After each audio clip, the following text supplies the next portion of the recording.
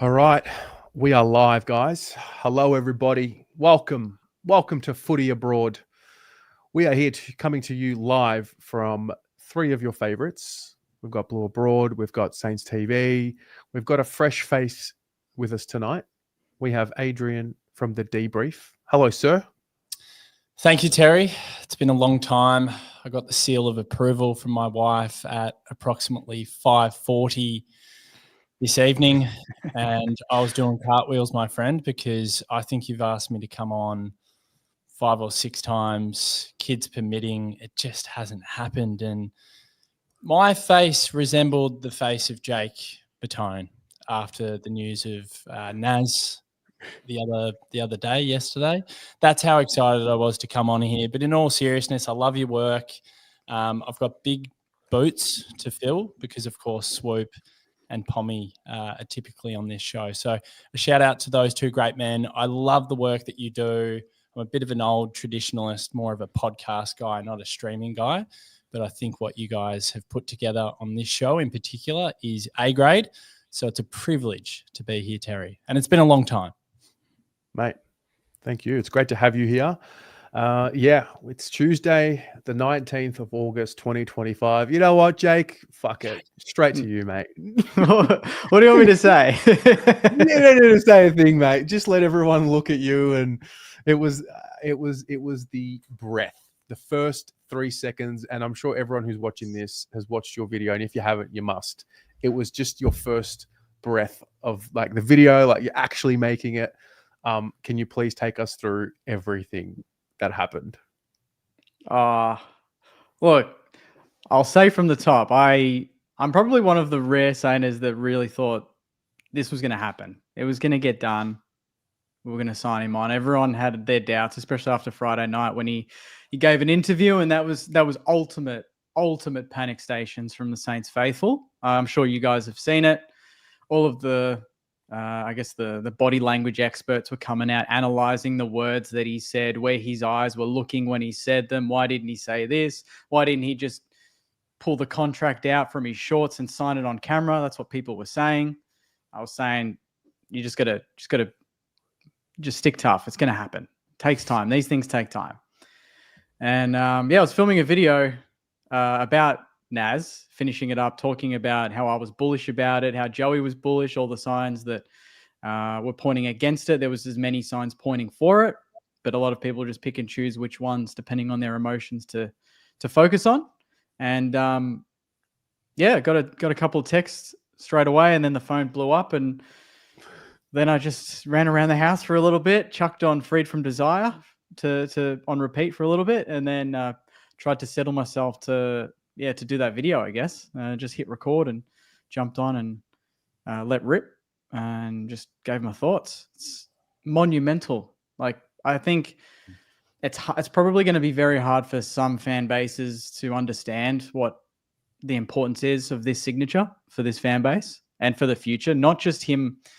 And obviously you want to retain your best players, but it's what it represents, the fact that there were enormous offers at home for him to go, even to a contender, to the minor premier potentially, but didn't come about. Our club handled it really well.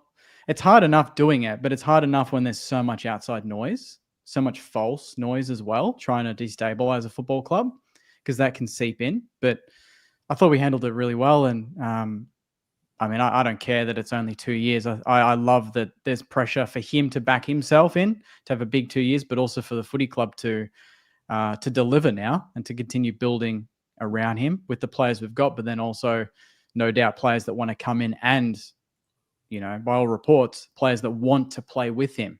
It would have thrown the plan out of whack if he had left. And that's what Ross said last night on Agenda Setters. He said we probably would have hit the draft a little bit more again for a couple of years, but now that we've got that signature, we can get a little bit more aggressive. It's pretty amazing. Like, there's no plan. Like, I mean, I'm sure there was a contingency, but it just seemed like all energy was all in on Nas. Mm. Yeah. Well, he was the priority. If that had fallen through, then I doubt. I mean, it would be interesting off season with all the free agents we're linked to, and if some of them would have just fallen off. But Ross said he was number one. we weren't going to do anything and look at anything else until that was done.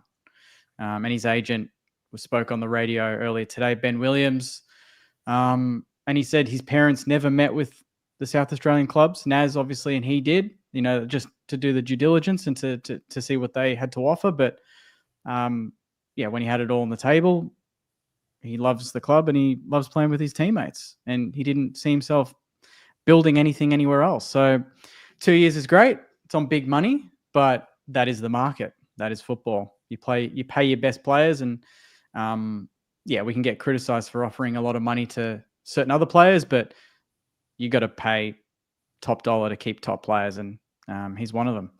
Fair. Yeah.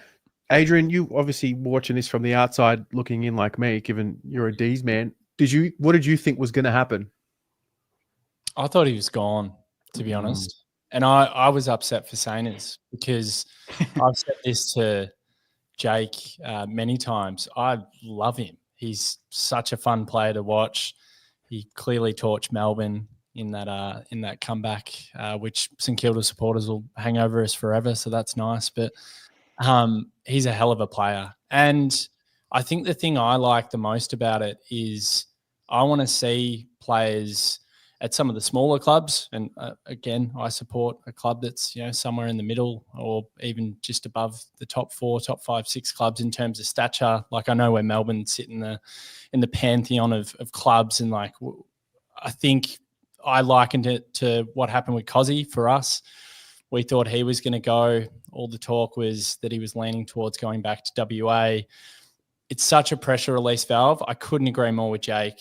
Like getting players of that ilk, of that caliber, and Cozzy and Nasiah are arguably the 2 most exciting players in the competition. We could be talking about the 2 best players in the competition in the next couple of years. That's how high I think the ceilings are for both players. So to have them at your footy club and know that it's potentially difficult to attract other recruits, come and play with Cozzy, come and play with Nasiah. I think that'll be the messaging out of the footy club. So I thought he was gone, and I'm really, really pleased, and I'm actually really happy for St Kilda supporters because you can definitely build around him, and they've got some good young talent in that squad. And I think to Jake's point, it's now about St Kilda kicking on in the next couple of years and getting back into finals contention so that, that's an alarm for my kids. They're already in bed. So it just means that if they can get back into that finals mix, hopefully Nasiah looks at it in a couple of years and goes, yeah, this is definitely the place for me. I'm going to continue on for longer. I think it's good for the game. I get sick and tired of the likes of Geelong just taking the best players in the competition. There are other clubs like them. It annoys me. So if there's a St Kilda rise off the back of this, I think it's good for footy. They dropped the $7 membership for next year for 3 games, 3 home games for $7 to celebrate. And I think as of last night, Rui said 3,000 were sold, but I know around 4,000 or 5,000 of them are sold pretty much now already for next year. So the marketing team's into overdrive now to pump it up. And then if we can land a few more, sign Windy as well. No doubt the big domino's fallen. If we can get Windy done, then I think everyone will rest easy. We want Windy. We would love. You're not going to get Windy. He's not gone. The only chance would have been if Naz had left. Then I would be like, shit, this is on. But now that he's signed, one of his closest mates signed. I don't think he's going anywhere. Not with Mitch Owens there as well, the 3 of them. I think they'll just stick it out. Terry, can we take him back? Did you ever doubt it at any point, Jake? Was there a point where you decided to embrace the potential, the hypothetical that Nasiah won't be there at St Kilda in the foreseeable future?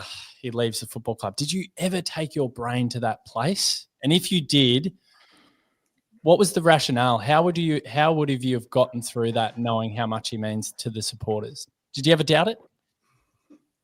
No, I gave myself the deadline of this Sunday, the final siren of the Giants game. I said, if it's not done by around 24, close of the season, I think that's when I would proper panic.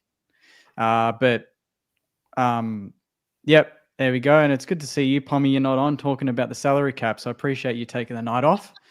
But yeah, back to my point. I've lost track of that now because that was such a good burn. But Yeah, the Sunday deadline. The Sunday deadline was my thing, but Naz and Steely are doing a pub dinner thing on Friday, the 22nd of August. So I was like, that's not cancelled yet. Eddie Maguire was bullish last week. Joey was bullish. A few people that I'd spoken to internally were pretty bullish. And then I thought Jack Steele almost let it slip in his interview. So I had so many, I thought, real signs that it was just a matter of time. I thought it was more the delay was he was choosing 2 years, 4 years, 6 years, 8 years. Not him leaving. It was more the terms. How long can I stay away from home? Can I commit long term now, or should I just back myself for 2 years and then extend again? So, are there any reporters out there that were covering the story that you were just like hoping this day would come so you could, I don't know, maybe get one back at them? Or there's a lot of Sainers. Did you bookmark anyone in particular that you maybe want to give a shout out to? Michelangelo Rucci's copped it from South Australia SEN. He's copped it big time from the Sainers. He's the one who ran with the Kel Wilkie disharmony, saying that Windy's out, Kel Wilkie's out, Naz is out, this sort of shit. And he did that only a week ago. I think on the newspaper in South Australia, either yesterday morning, maybe it was Adelaide, confident of Naz or something. And then we just dropped the news. So a few moments later. That just goes to show it's all opinion piece. Even Sunday night, there was a South Australian journo. I can't remember his name, but he's the one who said, not unconfirmed, but we believe that if Naz was to leave, his preference would be to Adelaide, but we don't know what he's thinking and all this sort of shit, So I kind of love it that we dropped it on the day that Adelaide's panicking about Rankin. I just found that quite ironic in a way. They were all up and about, and then we've just dropped our best news on their worst news day. So, that was a masterclass by the club to rub it in a little bit more. And Kane Corns as well, but I'll wait until Sunday, post-Sunday to get him. Ooh.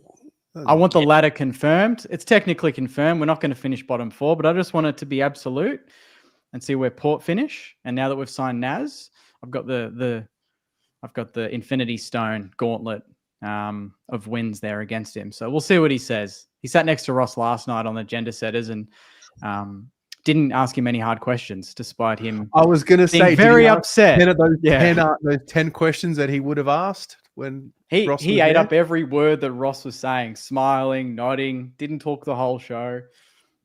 Reel him in, Jake. Get him to call you a clown again, and just grab that little. Sound. Yeah.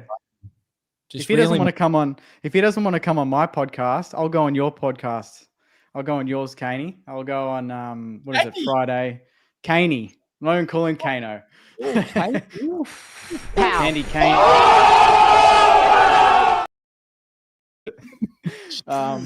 Jake, they are fighting words. If you ask me, Caney, yeah.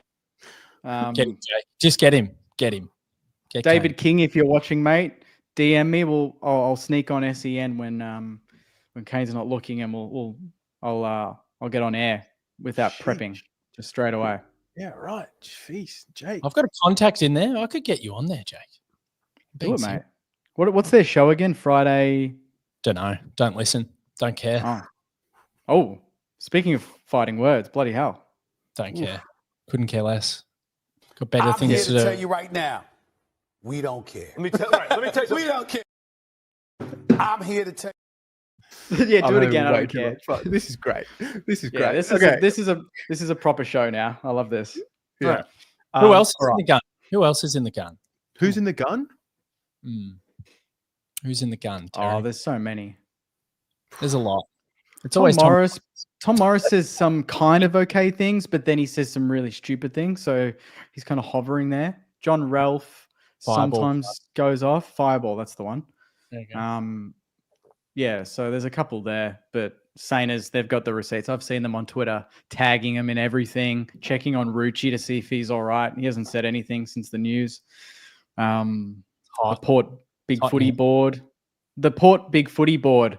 I didn't comment, but I just wanted to read from the moment it dropped, and it jumped from like 1 p.m. before the news to 3 p.m. No one commented anything during the drop of the news. I'm like, geez, really? Or is that all deleted? So We'll see. Heard a rumor. We'll see. I heard a rumor, Jake, that you may or may not have been on someone's shoulders at the ESPY during the Nas celebrations. Oh, yeah.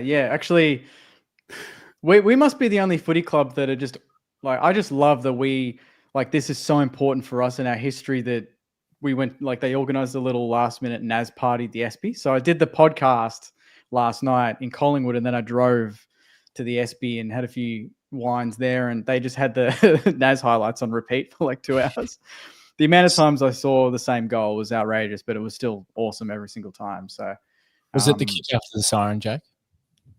It was that. It was the Specky, and it was highlights from like his debut to now. Like, it was just a full reel of just all Nas, which was awesome. So last minute thing from the club, but yeah, it was good fun.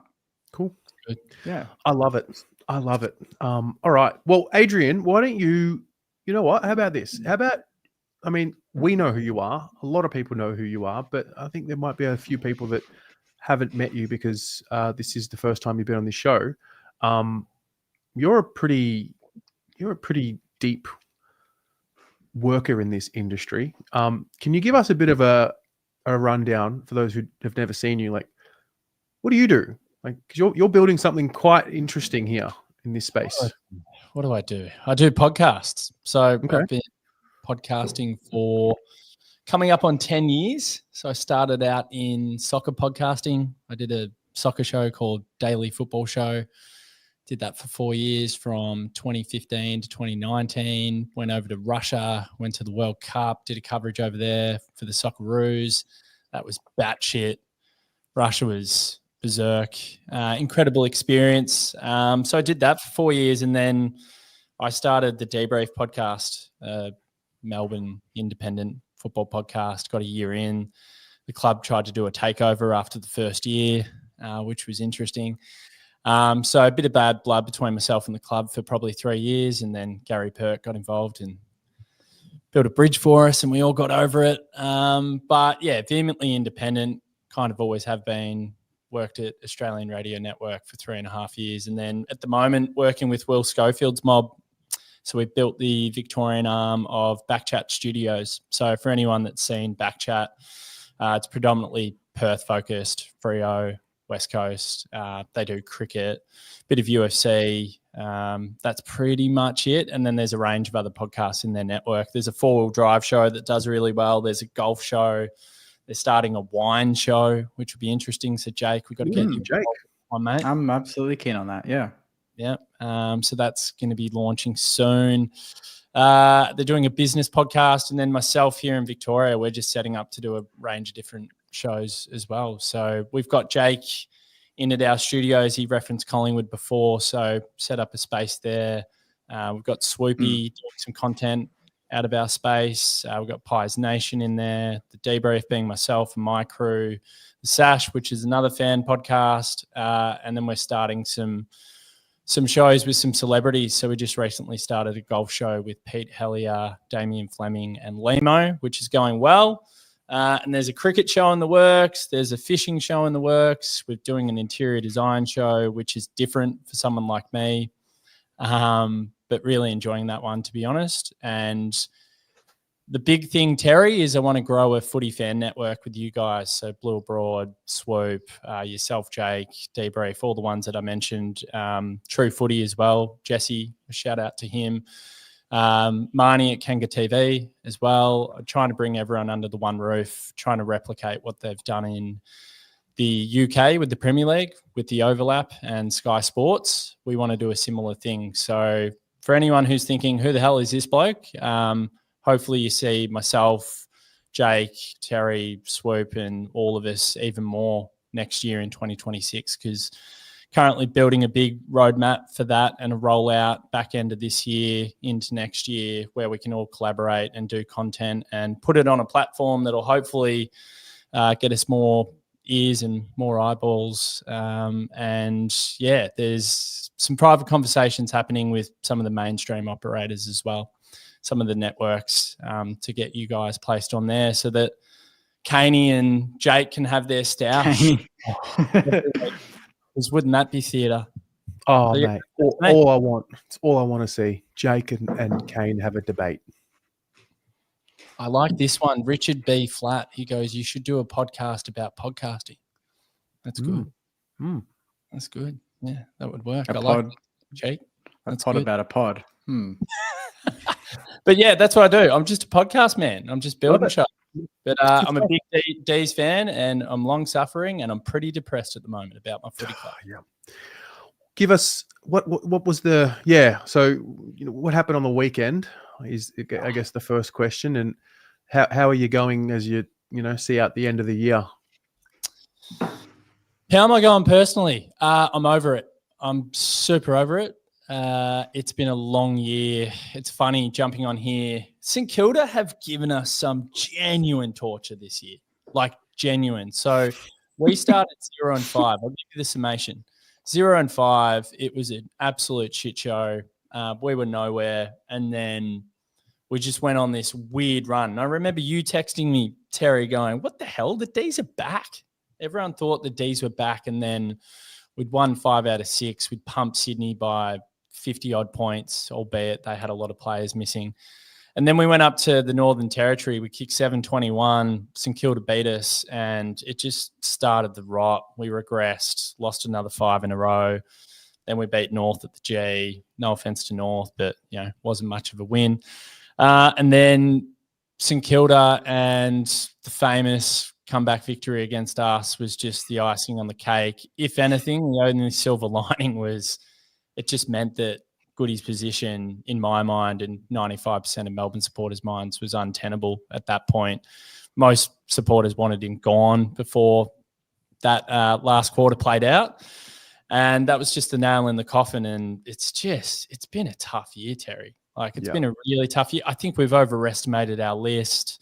I did a bit of a piece on that on my podcast after 0-5 going, realistically, where are we? What are we? Are we actually as good as we think we are?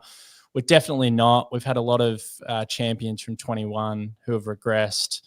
We need to recalibrate. The new coach is going to be really interesting. And I think we're just in a state of flux. I don't think we know where we are.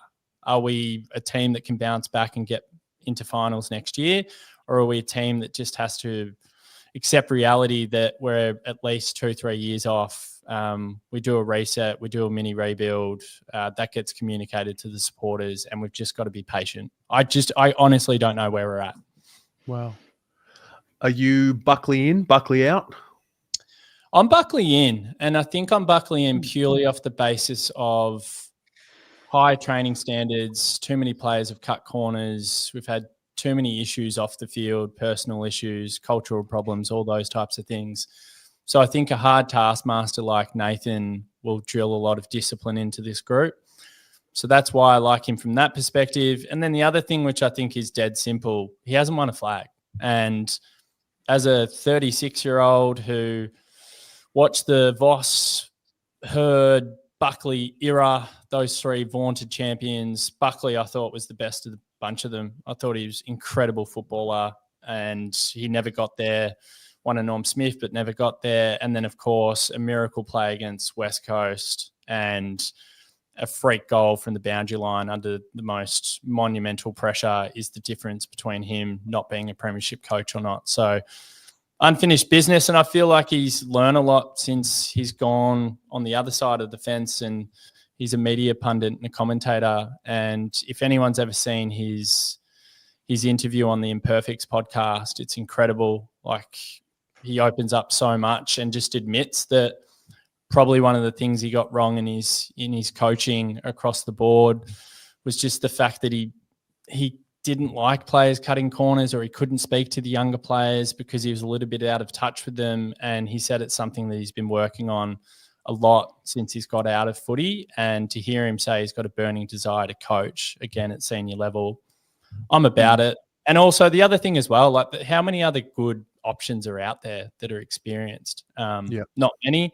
However, a Stephen King is someone as well that I'm quite excited about. I've spoken to a few people, Geelong people, one who's an official down there, and they rate him so highly. And I mean, we all hate Geelong, but the reality is they're an incredible football club. They run so well. And if he can take some of that IP and implement it into the Ds, then I think that's a good thing for us. So if he got it, I'd still be pretty pleased too. Fair. Mate, Bucks is the GOAT human being, that man. Absolutely. Yeah, I don't know. I always felt that if he was to coach, it would be Tassie. But with the uncertainty with Tassie now, who knows? I don't know. You'll get there. So for you, it's Bucks 1, King 2? Yeah, I think so. What about Jake? I want to know Jake's opinion. Do you think Bucks is the man? Do you reckon he can do the job? Do you think he's the right pick for us? Is it just what I've said there, or do you have a different take?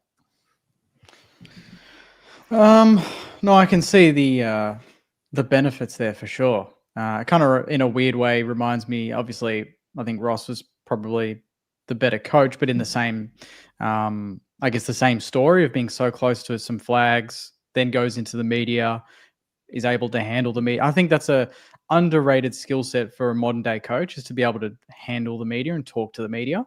And deal with those situations. So the fact that he's done that, I think, is awesome. I liked him as a coach anyway. I like the brand of football that he played. Very stiff not to win a flag. He's still young enough that I think, he's not coming into this with just one game plan. I think he's been out of it, that he's probably adaptable now and he's learned from his mistakes from the past. But there is also that risk of, not, I guess, interviewing some, assistant coaches that haven't played or haven't been in the system. Corey Enright's one for us. I'd hate for Melbourne to even look at him because I think he's going to be our next coach. But, those sort of people that would be in the system that might have a bit more of a modern day take or have been in coaching now as opposed to being out of it for a couple of years like Bucks. So maybe there's a question mark there. But I do agree in the discipline. I think that Bucks would drive that. And maybe with a younger group, which Melbourne do have, I wouldn't say it's a ready now group, but a group that's impressionable.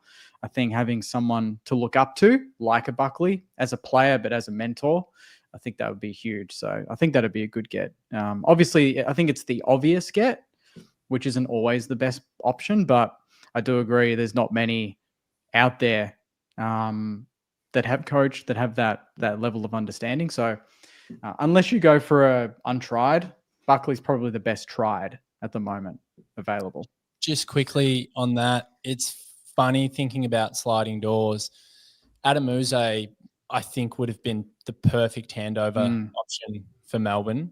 And we had him in our coaching midst. He was one of the masterminds of the 2021 flag. So it's frustrating that he was there. He's a favourite son. I think what Richmond are doing is right. I think they're building in the right way, and I think they'll eventually start contending in 3, 4, 5 years' time. And we had him. He was there. And I think we got a little bit too hung up on Goody, but, hindsight's tricky, isn't it? And it's frustrating at the best of times. But, the Uze one still irks me. Well, if you look at current teams, McRae was kind of obviously touted as a very good assistant, right? I believe McRae, wasn't it? He hadn't coached anywhere else. He comes in, does a stellar job. Then you've got Matty Nix. So I'm just looking across the board what they've done, which clubs have recycled. Obviously, Voss is one. Then you've got Ross. Who else is around that's recycled versus completely new? And how are those teams performing in modern day football would be something that I would consider. It's a good shout, Jake. Let's move on from Melbourne. I'm sick of talking about my club. I'm actually, when you did the preview for our before the Marvel Miracle, you were very, I guess I was surprised how negative Melbourne supporters have been, because I was quite, in a weird way, from outside the bubble, I was pretty bullish on the list, and I kind of saw them very much like us, where there's a lot of good youth. They've done the right thing and hit the draft, and I don't think it'll take much for Melbourne to get going again. But seeing you down in the dumps, mate, I'm like, shit. I think there's worse clubs out. I think Melbourne's one club that a lot of clubs wouldn't mind being at the moment. There's a new wave coming through, Yeah, it was probably the 3 hours sleep I think I'd had the night before. I remember being like a zombie that day when we jumped on. But yeah, I mean, We were just sick of the same shit, Jake. We'd lost too many games in the same way. We win contested ball inside 50s. It was the connection piece. Same old script. We've seen it for 2-3 years under Simon Goodwin, and we kept losing close ones. Our record under 10 points in the last 22 games under Simon Goodwin was 6 wins, 16 losses. And the good teams win the close ones, and we weren't cutting the mustard, and that's why we were so disenchanted. So I'm glad that chapter's over and we can get excited about 2026. But I tell you what, I need a breather. Like, I need a 6-7 week period before trade to then get excited about 2026, because it has felt like the longest season of all time for Melbourne supporters. Yep. All right, lads, let's move along. We're each going to be bringing up something that's on our mind. I'm going to start tonight. So this is a question for the two of you, obviously, but also for everyone in the chat watching. So when the footy historians look back on this decade in 50 years from now or 100 years from now, what do you think they'll say? What do you think they'll say about this current decade that we're living through? So we'll call it the 2020s. So we've seen 5 years of it, and we've got 5 more to go. So it sort of gives you an idea as to what has happened in the decade and what's coming. Do you want me to go? Yeah.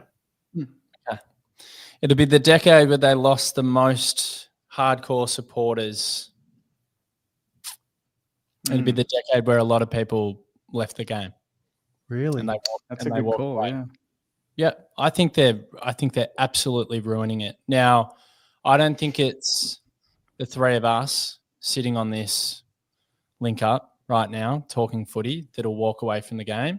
But I've never in my life, particularly in the last couple of years, spoken to as many people as I have about where the game is heading, what we've seen with the tribunal system, some of the players that have been rubbed out for absolutely nothing.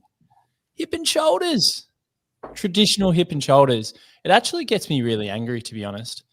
It's not even comical. It's just, why do you keep fucking ruining this game? So I think that's what this decade might end up being, Terry, if the AFL's not careful, because although the revenues are up, commercially it's in a good place. I sound like I'm talking about Carlton now. It's a sport that I think is teetering on the edge. Like, I really think it's teetering on the edge. And I've gone out and watched a bit of suburban footy lately.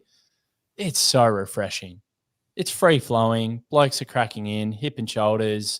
There's no cameras there. So, yeah, there's a few, like, sly dog acts behind the play, and we never like that. But it's rough, it's rugged, it's free-flowing. The umps don't get involved as much, and I'm enjoying it. And I think that's what this decade could potentially end up being. So I've gone again. Jake's like, God, he's pretty negative at the moment, Adrian. But I'm saying that just purely because it's the rhetoric that I hear constantly. And I mean, Dan Gorringe has a big platform. So when Dan's putting out games gone, and everyone's talking about games gone, and then we're seeing these incidents come through to the MRO, games gone. I think there will be a tipping point where instead of people actually going to games and paying with their hard-earned, they'll go, you know what? Fucking, I'm done. Like, I actually can't stomach this product anymore. The other thing is, how many people have said this is the least amount of footy I've watched this season? So many people have said that. Now, that might have something to do with the fact that it was cut adrift. We had the 9 teams, and then we had the other 9 that clearly weren't going to make finals, or 10 down to 18. So maybe that had something to do with it, where people are going, I can't be bothered watching a dead rubber. But I also think there's a lot in the fact that MRO, the rule changes, the protected zone rule, it's a joke. It's so hard to follow at the moment. It's so hard to stomach some of the decisions on field and off field via the MRO and the tribunal. And I'm getting pretty sick of it, as you can hear. And I think it's just disrespectful to footy fans, because we love this sport, but ultimately we just want to see it stop getting bastardized. Yeah. Yeah, that's a good comment there from Adam. Speaking of commercialized, yeah, a little $10 donation coming your way from. Oh, wow. Thank you very much, Lucky. Appreciate that. I'll put that straight to the NAS salary donation pack for next season. For his You need a 2 few mil. of them, Jake. Yeah, don't worry. They're doing it in the memberships, mate. They're very smart.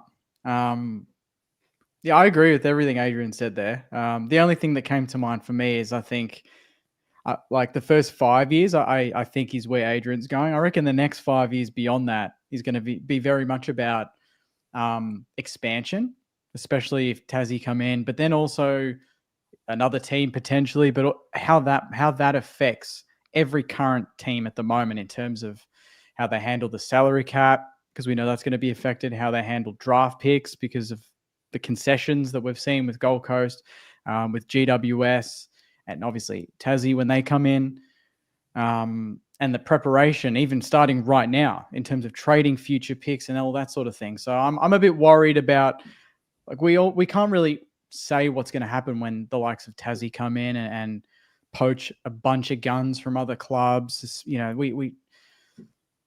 we talk about Adelaide potentially getting Naz, but, you know, Tassie coming in and poaching some other guns from North or whoever it might be, that's going to kill the game too. That's going to absolutely kill. And that's the core supporters that Adrian's just talked about. The passionate supporters like us that we're never going to leave the game, but it's going to hurt if your club's losing players for a new club that means nothing really. It's just an extra bit of money for the AFL. And obviously Tassie, you know, they do deserve a club, but I don't think it should be to the detriment of the passionate clubs in the competition already. So I think 2030, it's going to be interesting in terms of rule changes, but then I'm just thinking, and maybe it's my Saints hat on because we're in this, but how the traditions might die. The bounce, father-son, academy, all these sort of things that we're so used to are going to be gone potentially. And it might be a completely new ball game, no pun intended, but it might genuinely be a different sport in the next, 5 years, which is pretty scary. I'm generally more of an optimist by nature. If we say from 2020, right? So we're talking pandemic. So, the pandemic era and the way that the game was able to live through the lockdowns, which were, I'm pretty sure it's the first of their kind for like ever in the history of the sport.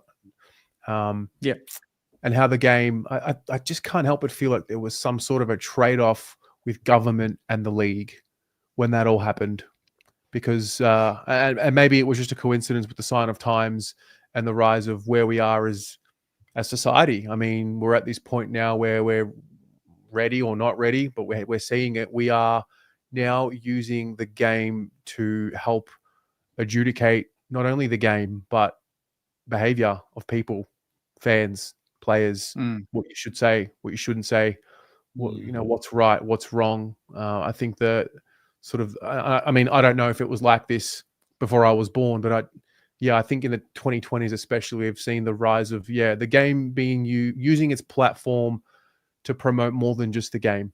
I think is what I'll ultimately look at that. When I look at off the field, I think the 2020s will be the content creation, the birth of the content creators, the decade of the 20s. So I think that's wherever that goes, what that's going to mean. I mean, this is only 2025. So 5 more years of us doing this show, for example, like who knows if we're doing it from our homes or if we're doing it in, I don't know, a big fuck off studio, and what that looks like. You got different personalities that are emerging who really are just normal people. They're not people that, got propped up because they, had a good family friend or got good grades in uni and got the piece of paper. The people that are just forging their own way. So the rise of that. But yeah, I think the commercialization is obviously a big one too. Now, is that linked because we went through COVID and lockdowns and lost a lot of money and they're just recovering now? I don't know. Is it going to even out? I think the rise of the women's league will be, that'll be part of the 2020s. So it's a mixed bag. It is. Maybe it'll be the decade where Jakey puts Caney out of business as well. Oh. It could be the decade we win a flag. Jeez. Does Kane Corns have a YouTube channel? His own YouTube channel? Nah, I don't think so. Well, he needs another channel. How many channels do you want him on, Terry? I'm telling you right now. Jesus, mate. He hasn't got enough. You know what? Airtime. There's the opportunity. Someone go and manage Kane Corns and get him his own YouTube channel. I can do that. He can do it Mate, through us. It's Jake, not- you can be his sparring partner. Get him on Oh, back chat. Oh Yeah, yeah. we'll get you on. Jake and Kane. Who would have thought? Never know. I Fireworks. think I would love to see more. Yeah. Anyway, Jake, Yes. mate, what have you got? What's on your mind? Okay, let's go. This is going to be a bit more of a, I guess, a hypothetical, because salary cap is such a hot topic at the moment, because of what my club is doing. But I pose to you boys and everyone in the comments: your club has 1 million in cap space free. You can only use it one way. These are the options: re-sign a star early, lure a free agent, front load a kid's contract to keep them long term, or spend it all on depth players. What would you do?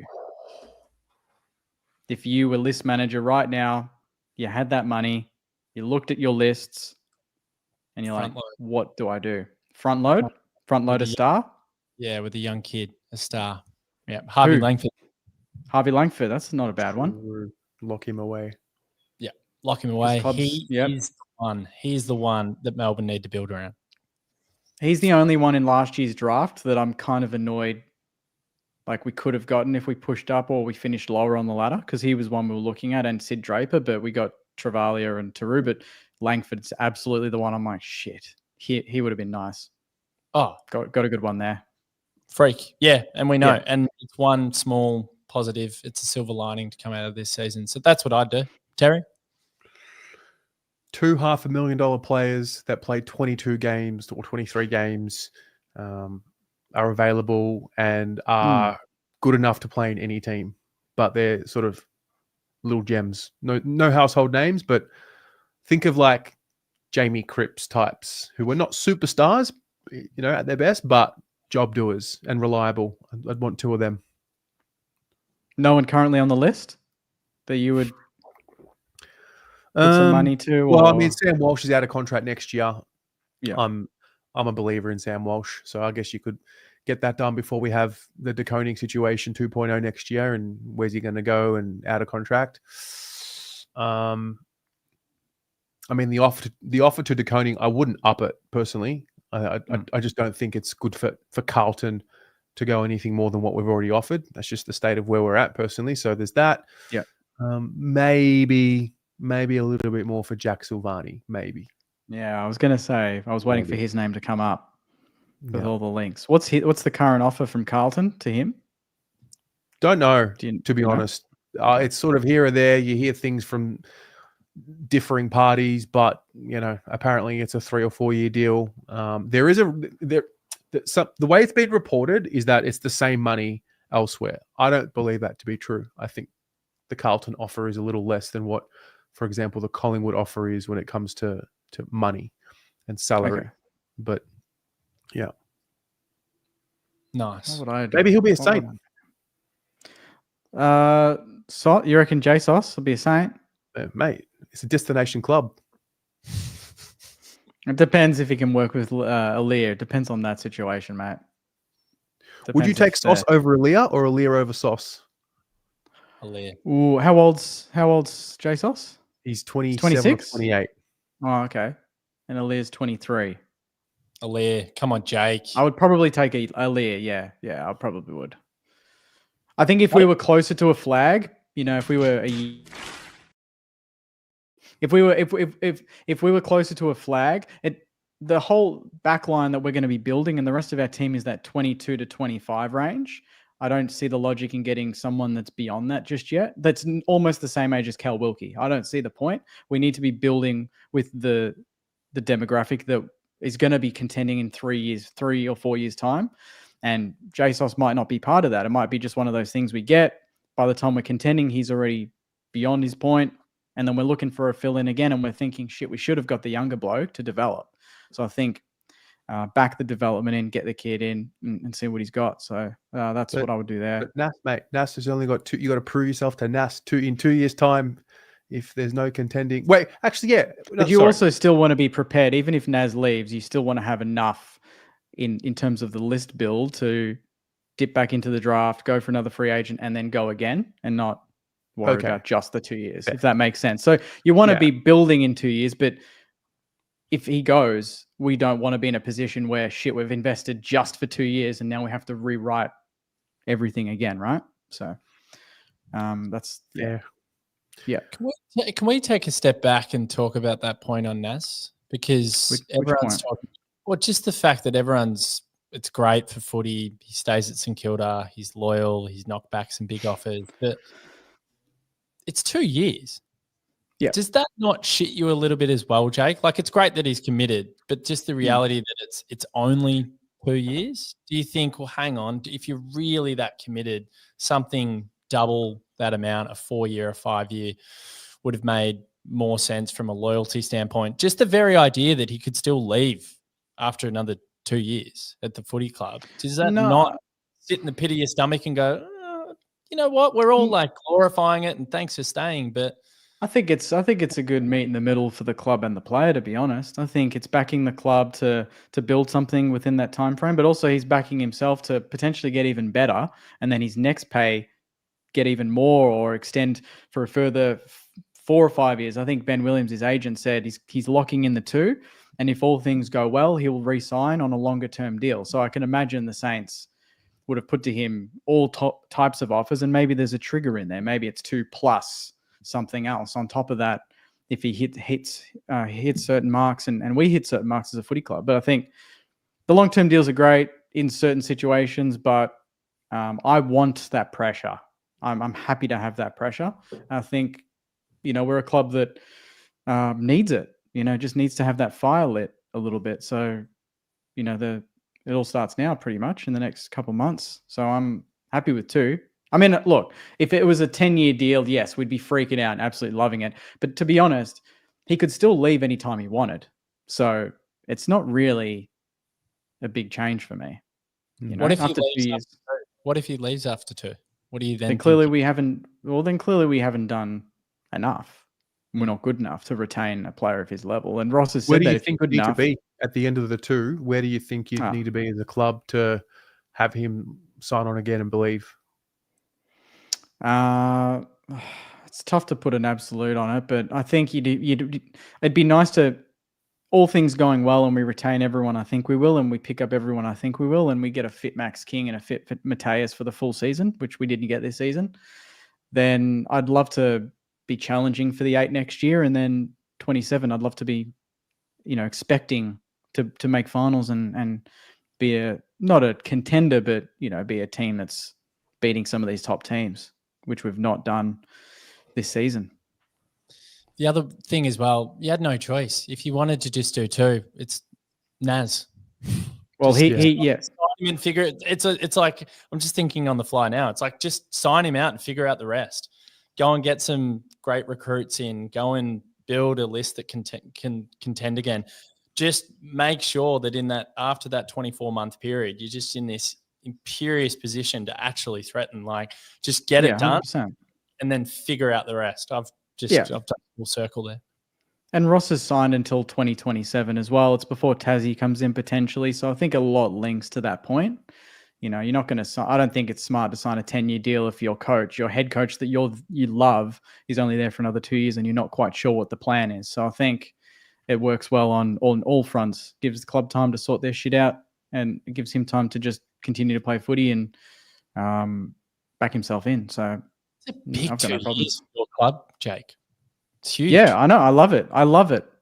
It should be. That's how it should be. You should be feeling the pressure. You should be wanting to improve and not just take your time in doing it, But I think we've timed it well. I think we could have pulled the trigger last year, and that probably would have been premature, and we maybe wouldn't have had this money to do what we did and sign him on the deal he's on. But yeah, they credit to them. They prepped it pretty well. So we did it. Do you think St Kilda are on the right path, Terry? Do you think they'll get up there? Yeah. I'm a believer. I am. I was a believer this year. I'll be honest. I thought Carlton would also be well and truly in the 8, but I thought St Kilda would be closer than what they were personally. Yeah, I'm the same. I've said this to Jake. I've been on the bandwagon for. I reckon I've been on the bandwagon for a couple of years. I see a lot of great coming through. I see some awful research from media pundits and commentators talking about they don't have a core group coming through. What are you fucking talking about? Do your research. Be better. Isn't it obvious? Like anyone with half a brain that loves footy and watches footy and sees what St Kilda have got in their ranks should know that they've got some really good young players coming through. So, yeah, I think they're on the right path. What was your answer, Jake, to your own question? I didn't give one really, but I mean, assuming that's on top of what we've just done, because otherwise I just would have put it to Naz, obviously. True. But Yes. Okay. I'd probably front load a kid's contract to keep them long term. So I know the big one now is probably Windhager and that sort of thing, but I wouldn't mind. You need the star, but you need the heart and soul, and I think he's just as important. So I would probably give him a bit of a bump, but or like even a Darcy or Filippo. There's a couple there that probably deserve that early bump just to lock them in from any other clubs. Fair. Yeah. Adrian, mate, what is on your mind? Ooh, so much. There's a lot on his mind. Anything good? I had a weird one. I was thinking about this one, and I had a chat to a mate about this. He's also a Melbourne supporter, so we had to talk about others that we thought were frauds, and we said, who would you rather be? Would you rather be Western Bulldogs or would you rather be Fremantle? So, that's what I said. That was exactly my who would you rather last week on this show. Did you watch this show? Obviously didn't watch it last week. Sorry, Jake. No, it's okay. Jake's very protective of his who would you rather. He's very much the who would you rather kind of guy. No, that's okay. He's a special guest. He gets special privileges. You can do what you want. Jake and I think alike, so yeah. We can talk about that one, but maybe we don't have to. We can talk about that game at the very end because it's pretty fascinating in prospect. So we can do that if we want. But one thing that's on my mind, and like this is a delicate one, but it shouldn't be a delicate one, and it's Isaac Rankin and the situation that we've seen. So we had Jeremy Finlayson, we had Graham from West Coast. We've got Rankin now. There are others that I'm missing off the top Lance of my head. Collard in the VFL got 6 weeks. Yeah. Gold Coast year. Yeah. Was it Will Powell at Gold Coast? Yep. Jeez, what are you doing? Like it's 2025. It's 2024. So my reference point is actually myself. Grew up in Yarrawonga, pretty rough, beautiful place, love it. Still got some friends from back there. Mum and dad still live up there.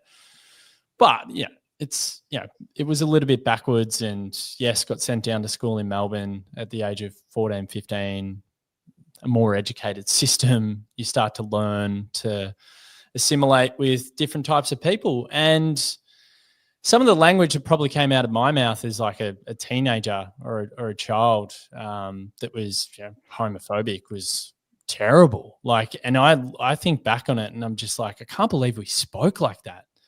Like friendship groups, we spoke like that. But there was a point in time where everyone just moved forward and understood that some of these words are genuinely venomous and they're hateful. And I had the beauty of getting to know a few gay people through my now wife at a very young age when I was 20. And I just think back to myself, like I was standoffish. I didn't know how to talk to these type of people. They're people and they're some of the most beautiful people I know. And it's not just because they're gay. They're just great people at their core. And just when are you going to wake up to yourselves, boys? Like you can't in any – I thought we were here years ago. I thought we were here a decade ago. I just think the very fact that we're here now in 2024, 2025, these incidents that have happened in the past couple of years – like you've got rocks for brains, boys. You can't say these words. They hit in the pit of someone's stomach harder than you can ever imagine. So for the people that are marginalised in society, you've got gay people, you've got Indigenous people, some of these words, some of these taunts, some of these remarks, they fucking hit hard. They hurt more than ever before. And for someone that isn't of those two persuasions, I'm not Indigenous, I'm not gay, but I've got friends that have been on the receiving end who are both like that.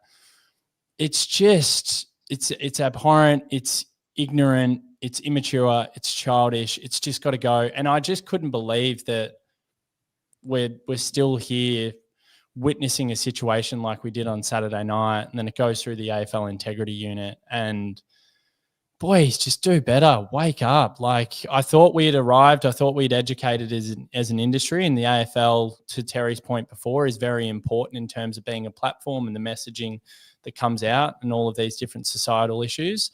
For me, seeing that and reading that and talking to people about that, I'm just really disappointed, like super, super disappointed, particularly as a father of 2 young boys and trying to raise them in the right way. And I think every day is a new day raising young kids. You're like, you don't know if your parenting techniques are right and what you're doing wrong and what they're going to be like in, 10 years' time. But the one thing that I would be drilling into my boys is just the reality that these words and these taunts are just an absolute no-go zone. You just don't go there. So, it hit me pretty hard. I was really, really fucking disappointed.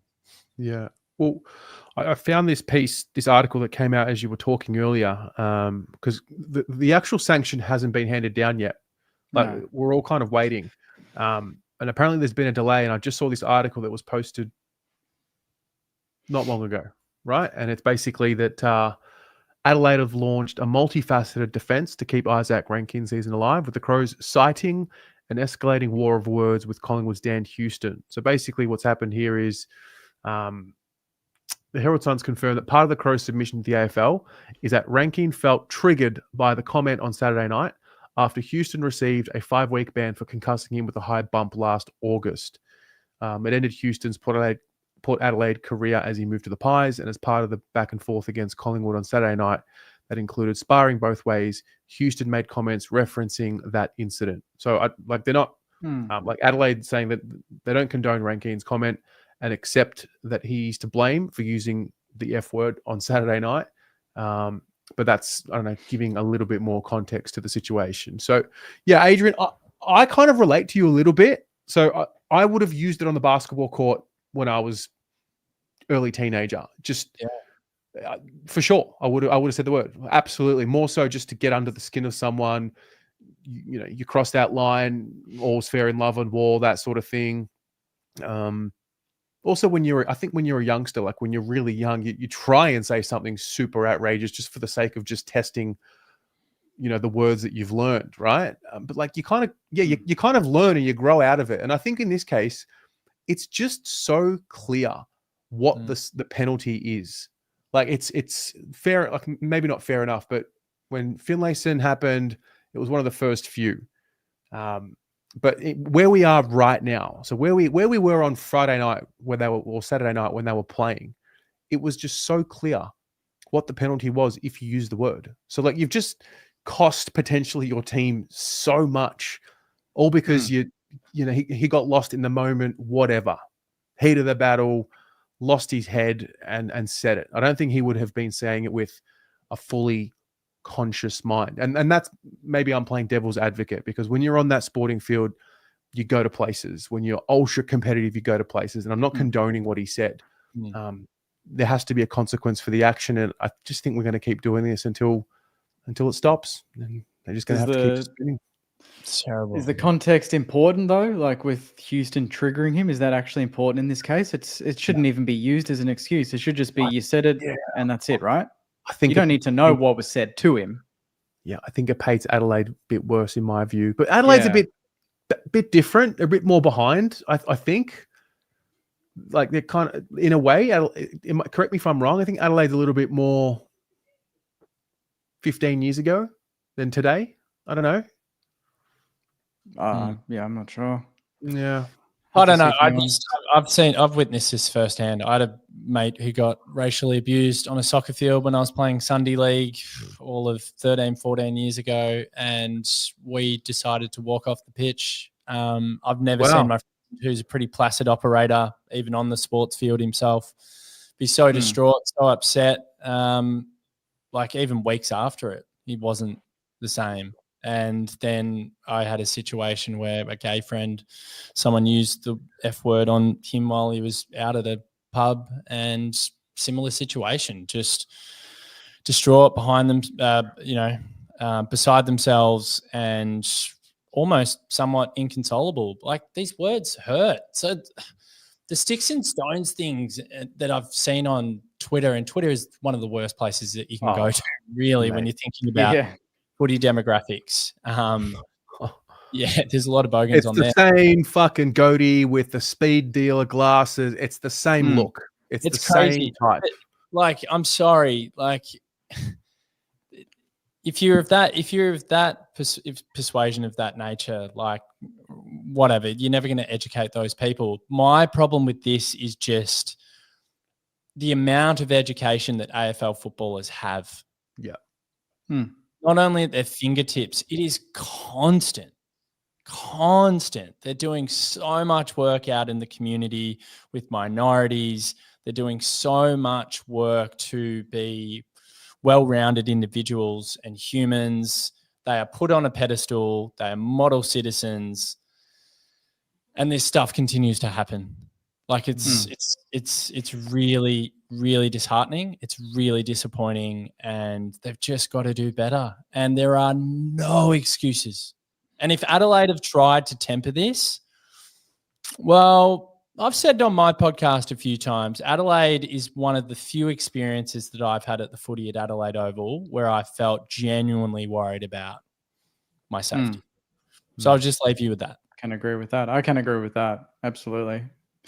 Who reported it? Was it picked up by an umpire? Was it? I don't know. Collingwood, did they report it? Umpire's Mike, they were saying. I think. Umpire's Mike, because I know that who was the player that self-reported previously. So he put his hand up and Finlayson self-reported, and I reckon Finlayson. Will Powell might have self-reported. Yeah, so that's another thing too, is that, you know, maybe if he had self-reported himself, said, hey, I stuffed up, I said this in the heat of the battle, maybe that would change the narrative a little bit, but he didn't. And he had to rely on other sources to get picked up. So surely they would announce their verdict tomorrow, you'd think. Yeah. Look, he'll learn. He'll learn the hard way. Just do better. Honestly. Yeah, he'll learn the hard way, and they'll just keep going. For me, like, I mean, racism, that's still happening. Like, I just, you know, as a default, I think we live in a dark world, like, you know, usually, like, as opposed to living in a light world. What are you expecting the verdict to be, or what are you hoping it should be on that? I mean, I'm expecting it to be 4 or 5 weeks, to be honest. I reckon they'll do 4. Yeah. Yeah, they'll give him the 1 week potentially if they make the granny. Guaranteed. I'd give him 5. Oh, 100%. 5 would be his season, yeah? Yeah. I would be staggered if they did that. But Jake, the juncture that we're in right now, it's a moot point for me. Yeah. Suffer the consequences. Suffer the consequences. Agreed. I don't think it matters. But anyway. Yeah, whatever happened to that? Whatever happened to there are consequences to your actions, as opposed to when something doesn't go the way you want it to go, the world's woke. Yeah. Whatever happened to that? Whatever happened to the old school consequences? Yeah. Well, the people in the comments are saying the benchmark is about 5 weeks. Yeah. Yeah. I agree with that on all the other previous indiscretions. So anyway, I thought we had to speak about it because for sure. It's super topical. Is it a delicate situation? I don't think it's delicate. No. Just do better. And when this continues to happen, educate. And at the end of the day, the way I look at this, 95% of the time, it's just upbringing.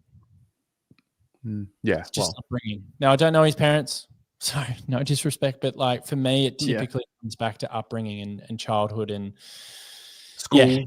Yeah. School. Yeah.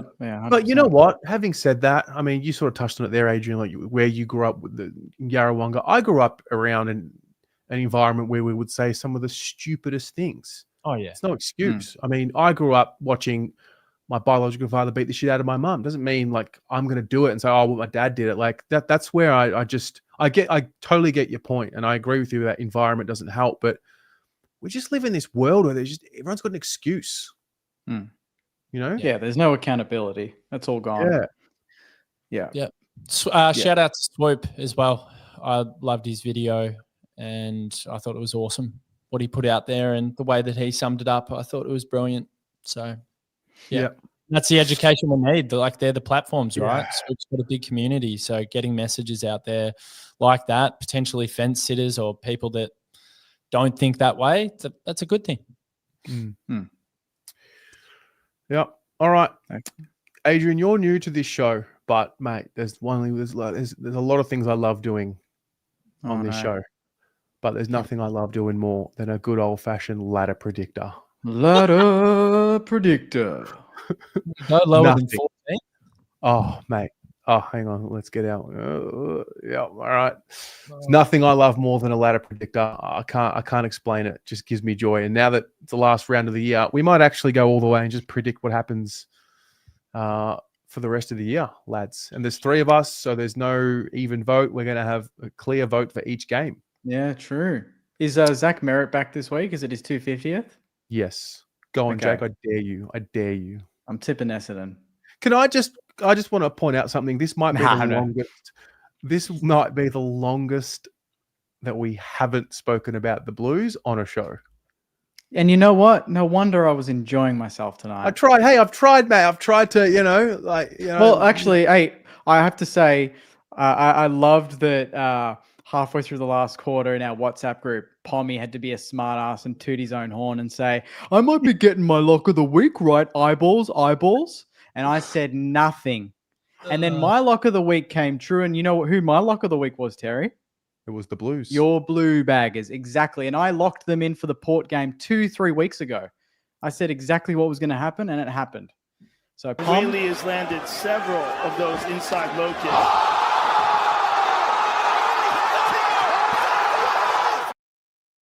Jake, mate, fire from you. Exactly right. Sheesh. Terry, there's nothing to speak about with Carlton, is there? You're in a state of things like us. No, it's great. I'm very happy to not talk about the Blues at the moment. It's good. Yeah, come on. I'm loving life. But just a quick one, lads. Tipping Thursday night, Bombers Blues. I'm obviously tipping the Blues, so Jake, I'll throw it to you. No, the Blues look pretty good against Port, so even if it is Merritt's 250th, I mean the Bombers were good against us, so it's tough. I'll go the Blues. Just in a tight one. Well, it doesn't matter who I tip now. That's why I did that. All right, fair enough. Yeah, true. Very smart. So, Adrian, I was talking about this game earlier today, and I was like, oh, no, Collingwood got too much to play for, and I forgot that Melbourne fucking hate Collingwood. Hate Collingwood with a passion. I forgot about it. It's venom as well. It's real hatred. So it could be up for it, the Ds. You got close last time too. Yeah, we were. They're not my most hated, though. They're not my most hated. Funnily enough. Probably Hawthorn, Geelong. Yeah. The jealousy factor. It's the jealousy factor. Yeah.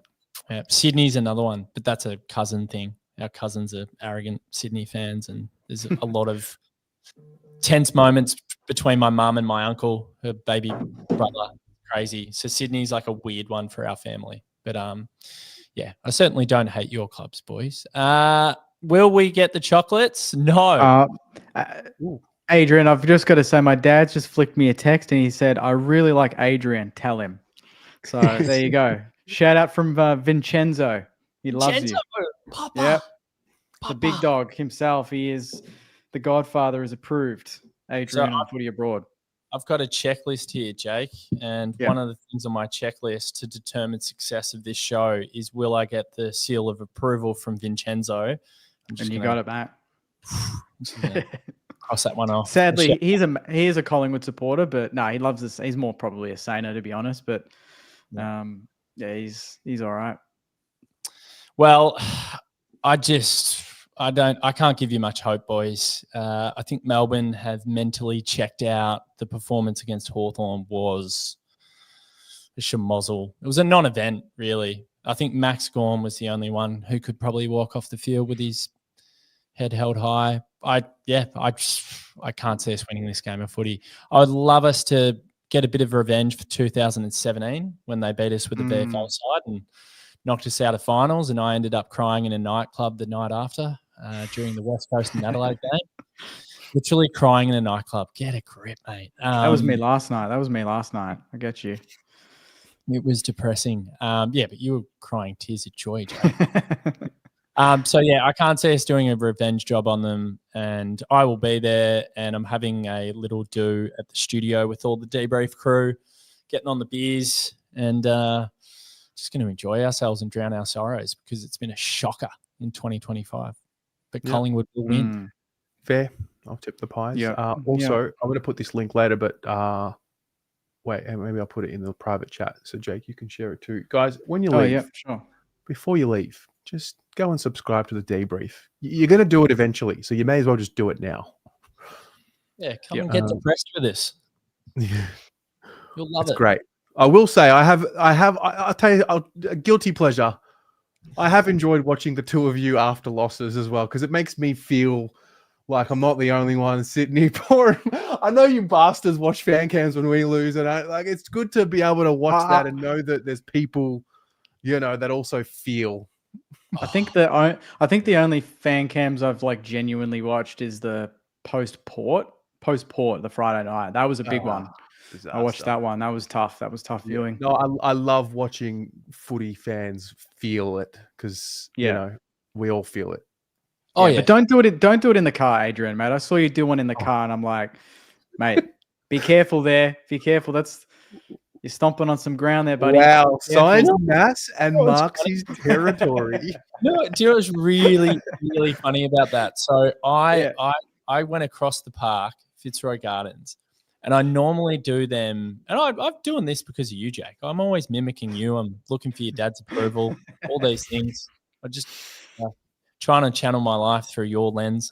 That's and fair. I went out of the ground and I was like, oh fuck, I forgot to do my video. I just forgot. I was like, I needed to race home, and then I was halfway through the park and I was like, oh, should I just do the video in the car? I kid you not. I'm like 10 seconds holding the camera just before I started recording, and I'm like, oh, this is a bit of Jake about it when I sized myself up. I thought about you just before I started recording. Then I put it out into the world and I was like, it is a carbon copy of Jake, but it's not hard. You're doing it in a car. I was doing it in a fucking car as well. But I did think about you, Jake. It did cross my mind. And can I get are you okay for me to do a couple of them a year? Do I get? Yeah, you can do one or two.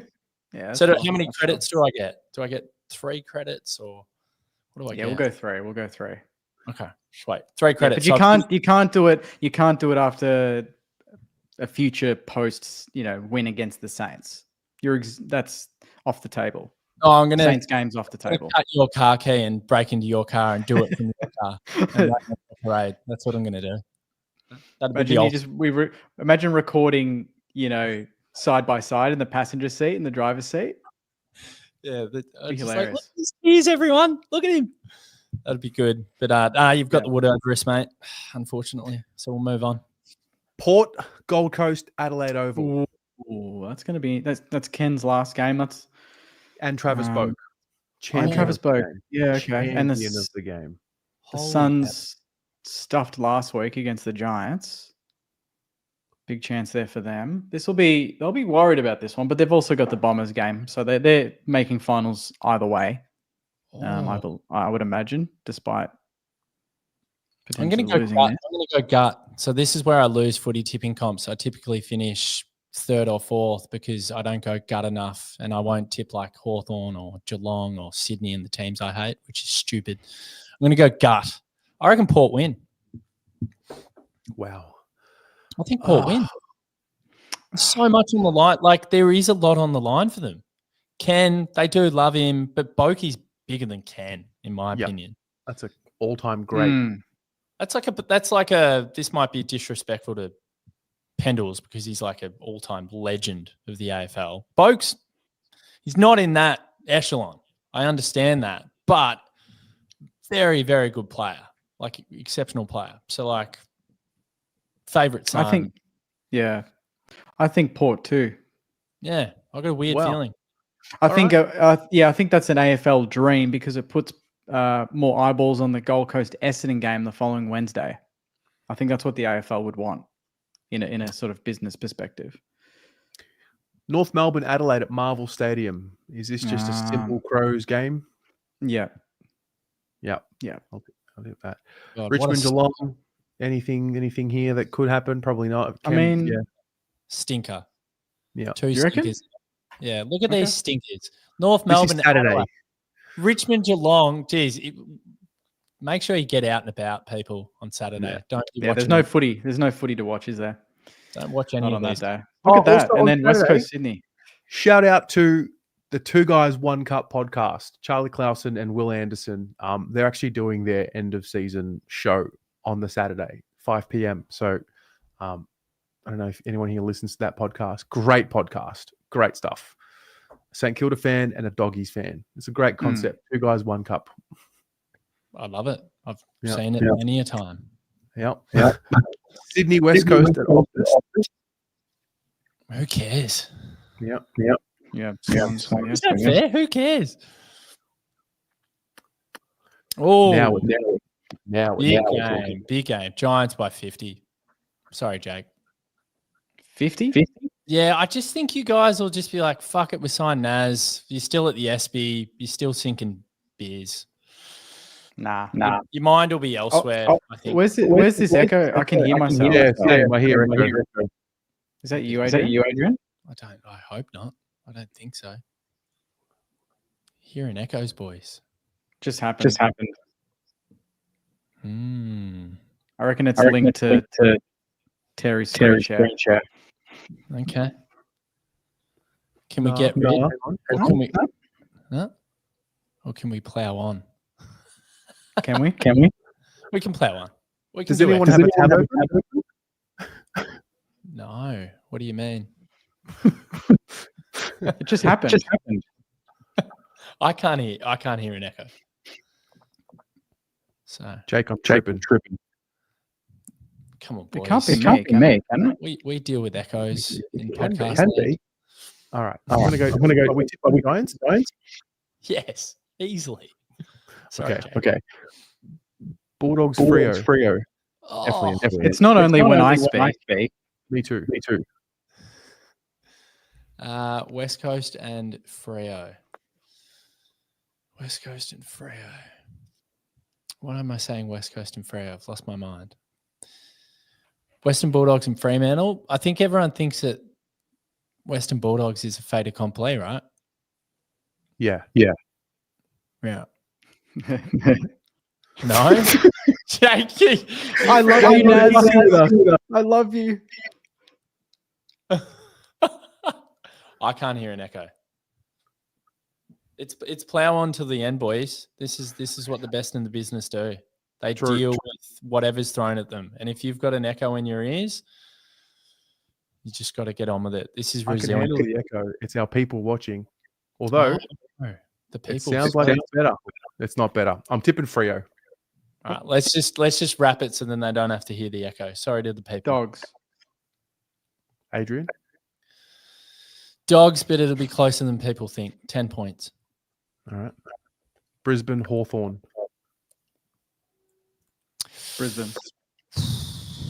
Brisbane's Gabba form's not great. They're better on the road. They've had some monumental wins on the road. They've lost some silly games at home. But I'm going to go Brisbane. Yeah, I'm going to go Brizzy. Just. And then the last one. Like, this is quite simply a Gold Coast win, right? Yeah.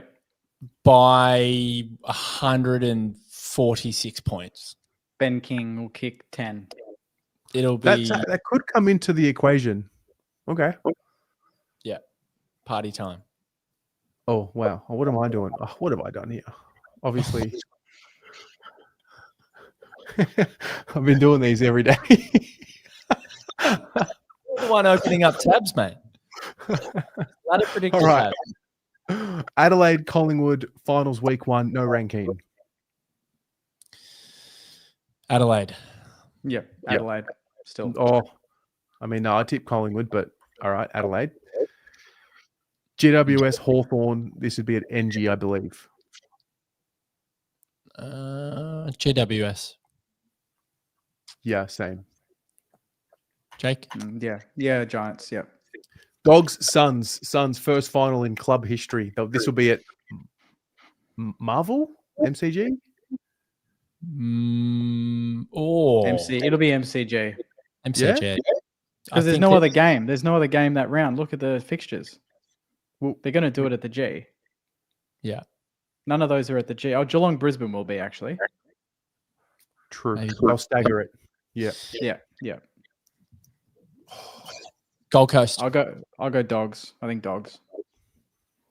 It's on you, Terry. Dimmer knows. Yeah, Dimmer knows. Two eliminations in a row for the Dogs. Yep. Geelong Brizzy.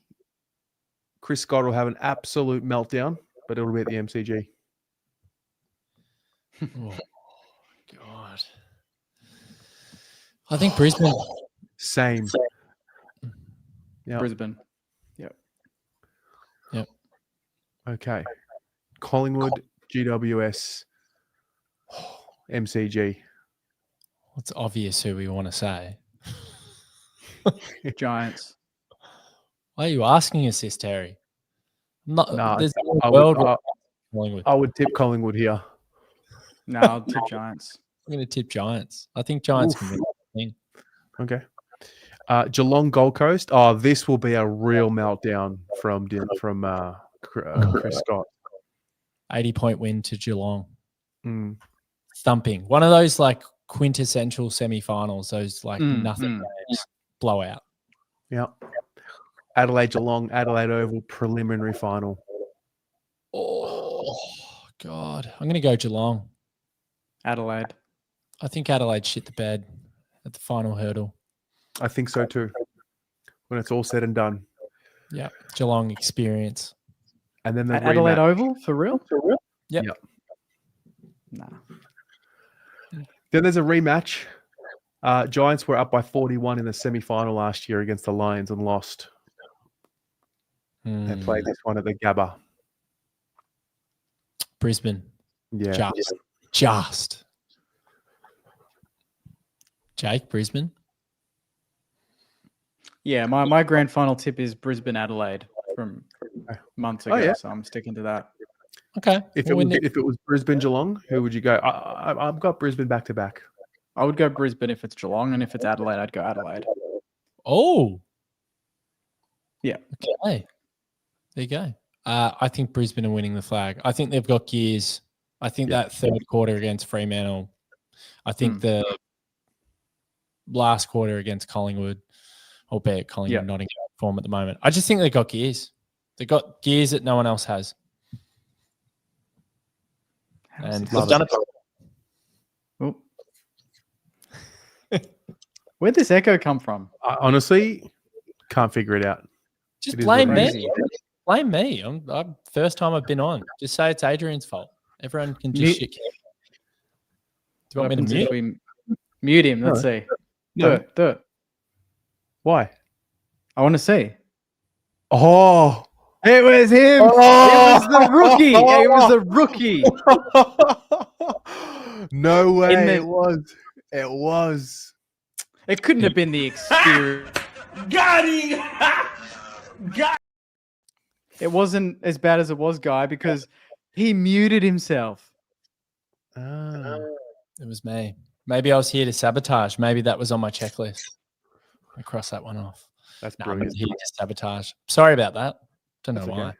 Well, Adrian, mate, it's been great. Tonight was fun. Thanks for joining. It was awesome. Hopefully I filled the boots of me or Swoop.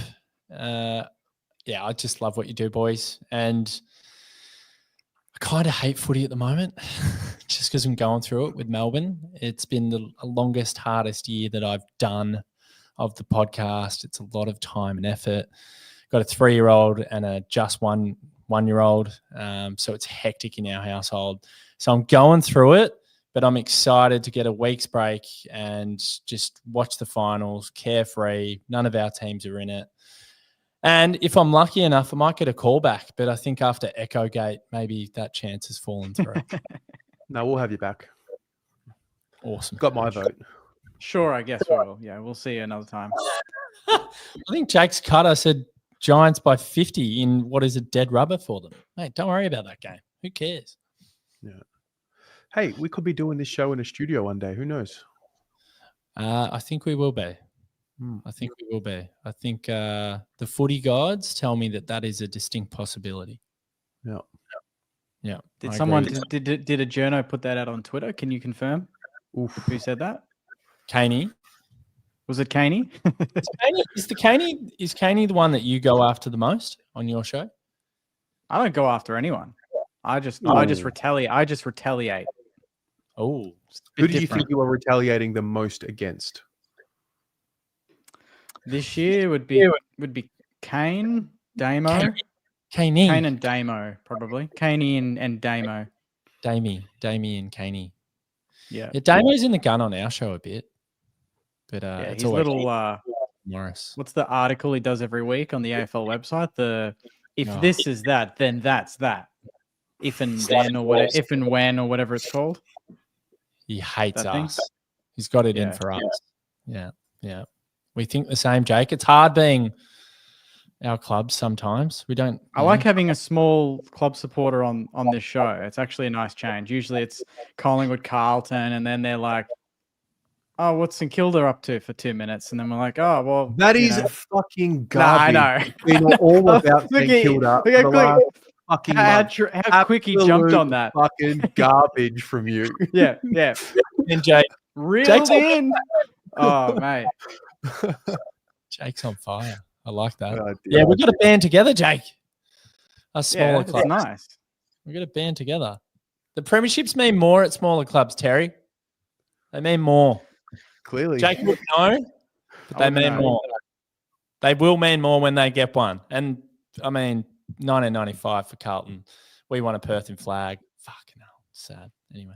Who's got the second longest drought behind us? Ooh. Is it Carlton? It wouldn't be Carlton. Is it Carlton? Well, is it Fremantle? When did they come in? I mean, no, from who's got a flag, like who's actually won a flag already? Is it Carlton? Are they second? It probably is, Is it? Well, there we go. Wow. Probably is. Yeah. Well, let's tick those boxes. Well. Maybe. Hopefully not. Hopefully it's Who us. wins the flag first, St Kilda or Carlton? I have no idea. I wasn't born. I got no idea. Well, we can't answer that, Jake. I can answer that. Neither of you. Oh. Neither of you. You just don't say none. Oh, we just never win a flag. We'll end it on that. I'd pick St Kilda just in front of Carlton, if I'm being honest. Sorry, Tez. No, don't be sorry. Just don't do it again. You're not coming on again. You should have said you're not coming on again. No, that was it. Yeah, go fuck yourself. All right, lads. Have a great night. Ladies and gents, thanks for tuning in. Hope your team wins. See you later. See you next week, guys. Go Saints.